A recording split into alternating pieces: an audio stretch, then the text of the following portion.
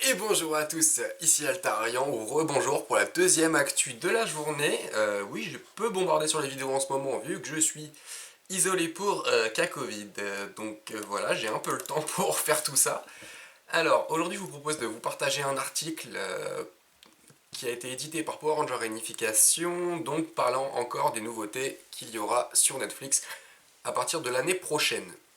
Donc, comme on le sait, Netflix a racheté les droits, du moins a signé un contrat avec Hasbro pour la licence Power Ranger, qui ont prévu de proposer des séries, des films et de l'animation un petit peu, peut-être plus.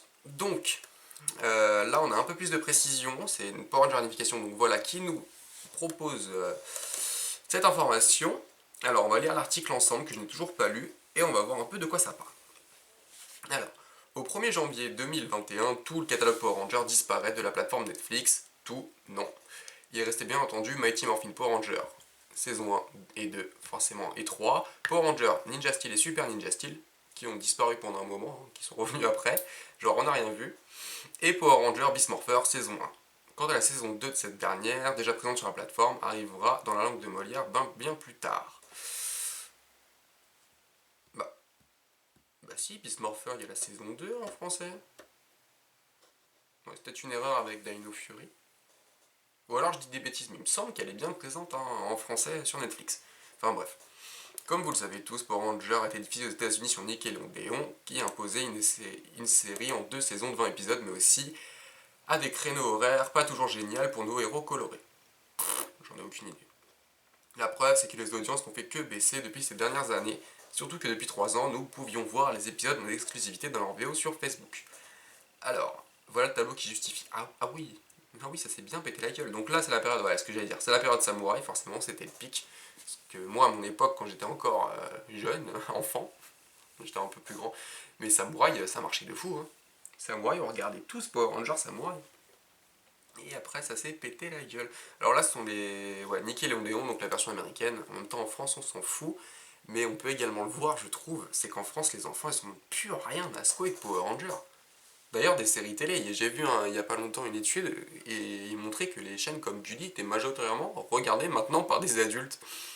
Ce qui est particulier, ou enfin du moins des 20-25 ans. Donc ma tranche d'âge, on aime bien regarder les dessins animés. On est assez nostalgique. Les enfants aujourd'hui, ils sont plus sur YouTube, hein, on va pas se mentir. Maintenant, c'est YouTube qui marche, voire TikTok. C'est terminé. Les enfants, ils en ont rien à péter, ils préfèrent éclater des bulles avec les pop-it. On va s'est passé maintenant, mais ouais, ils sont plus sur les dessins animés. Donc Power Rangers, c'est un peu normal que ça passe à la trappe. Si Pokémon fonctionne toujours, mais Pokémon c'est immortel, on le sait bien. Et si les enfants doivent regarder une série, ce sera celle-là.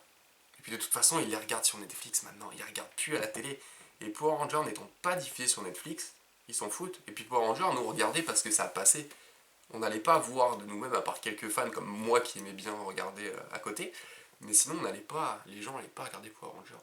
C'était juste parce que ça passait à 17h, quoi. C'est tout. Et encore, tout le monde regardait Power Rangers, tout le monde avait quelques jouets, mais personne n'y connaissait grand chose. Les noms des Rangers, ça c'est un peu l'erreur, c'est que les Rangers sont pas assez identifiables pour moi. Et les enfants, ils ont besoin de pouvoir identifier et parler de leur Ranger favori. Mais bon, ça a pas joué là-dessus et c'est en train de se péter la gueule complètement. Et alors, comme on peut voir, voilà, Samouraï ça a bien marché, Super Samouraï ça a diminué, après c'est la chute libre. Hein. Mega Force, Super Mega Force c'est un peu remonté. DC c'est quoi? Dino Charge, Dino Super Charge, ouais ça allait quand même. Hein. Étrangement en France j'ai trouvé que Dino Charge et Super Charge ça a mieux marché que le reste. Ninja Steel Super Ninja Steel s'est pété la gueule mais même les enfants ne voulaient pas la regarder. Mais j'ai parlé avec des enfants à moi, ils trouvaient ça ridicule, ça les saoulait. Des enfants de mon entourage en fait, enfants à moi. Super Ninja Steel et Abyss Morpher, saison 1, saison 2, c'est terminé. Alors à Dino Fury, c'est complètement effondré. Bah disons qu'entre temps aussi en plus, ouais, c'est tombé à peu près à Beast Morpher. Oui, Beast Morpher 2, c'est le confinement. Tout le monde a redécouvert Netflix, Disney Plus qui est sorti, YouTube a explosé. Donc c'est un peu normal que là ce soit terminé. Donc, bref. Il est clair que pour ces 3 dernières années, c'est-à-dire que Beast Morpher saison 1 à Dino Fury saison 1, nous prenons en compte les chiffres suite à la diffusion en exclu sur Facebook par des fans comme dit plus haut.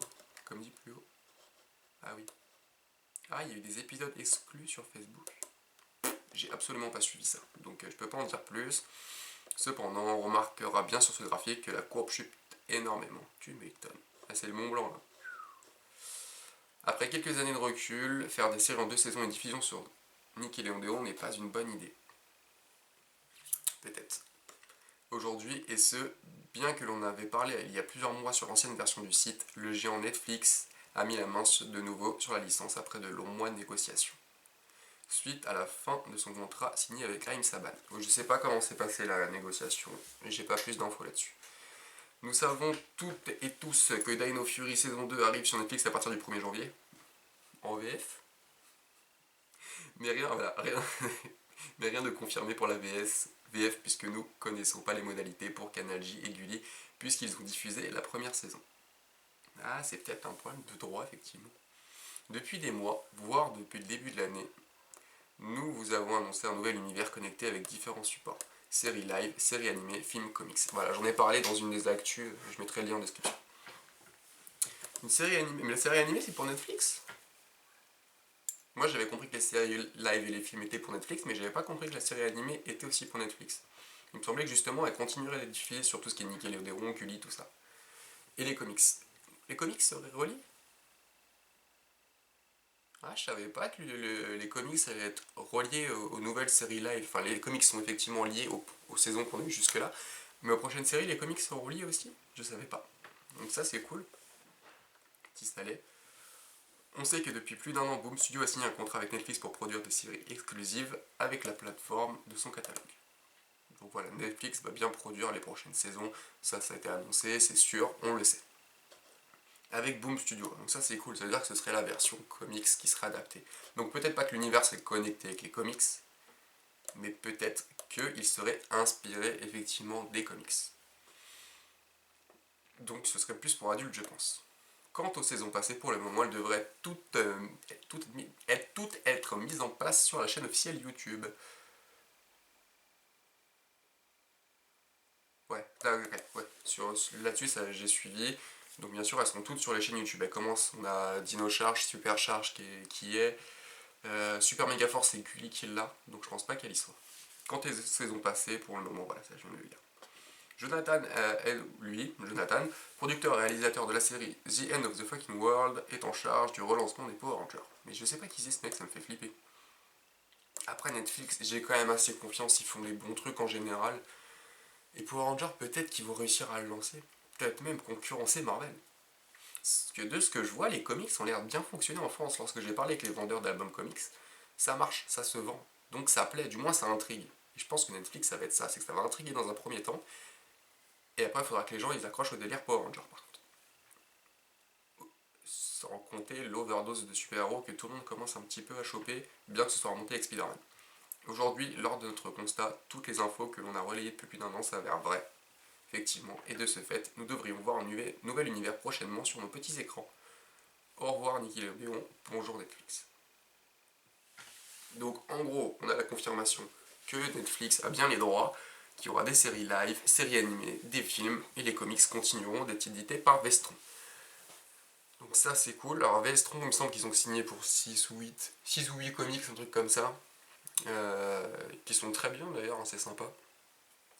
Qui se passent donc après tous les événements de Shattered Grid et tout ce bordel là avec Dracon. Je vous invite à aller l'acheter le comics, il est vraiment sympa le nouveau, le Mighty Morphin tome 0 pour Ranger Unlimited. Série animée, ça peut être cool, c'est-à-dire que ça toucherait encore un peu les enfants, s'il faut une série animée pour enfants. Parce que l'animation, c'est plus ça va, moins ça devient pour les enfants aussi. Hein. La série live, forcément, qui la dernière fois a été prévue pour être une série feuilleton, donc sans fin, et des films.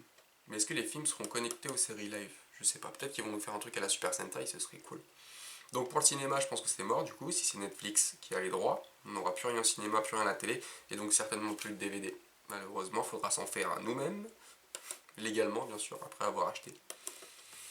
Ok, donc tout va arriver sur Netflix comme prévu. Pour quand, on ne sait pas encore, il n'y a pas de date, certainement pour l'année prochaine. Après Dino Fury saison 2, qui sera d'ailleurs sur Netflix dès le 1er janvier. Donc ça c'est cool. Et donc certainement dans l'année, on aura des infos au fur et à mesure. J'ai confiance en Hasbro, vraiment. J'ai confiance dans ce que peut faire Netflix. Il y a juste le producteur, là, Jonathan Machin, je sais pas qui c'est, et ça me fait pas trop confiance. Mais bon, il peut faire un truc, parce qu'il faut quelqu'un de solide pour tenir Power Rangers, hein, c'est pas facile. Ah. Mais bon, quand on remarque les super-héros, au début personne n'y croyait avant Iron Man. Regardez ce que Marvel a fait avec.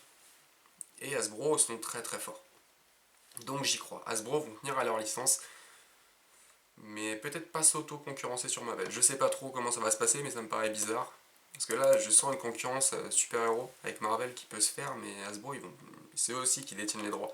En même temps, ils détiennent les droits de Star Wars. Et Hasbro, c'est des champions pour les univers étendus, hein. Regardez ce qu'ils ont fait avec Star Wars, c'est énorme. Ils ont bien géré, ils gèrent bien, s'ils ont un petit peu la main sur Transformers. Transformers, ça fonctionne toujours. Donc, c'est plutôt cool et les séries sont sympas. Donc, en attente de prochaines infos là-dessus, ce qui me rassure énormément, je vous dis à bientôt. On se retrouve pour de nouvelles reviews ou de nouvelles actus. C'était Altarian. Salut!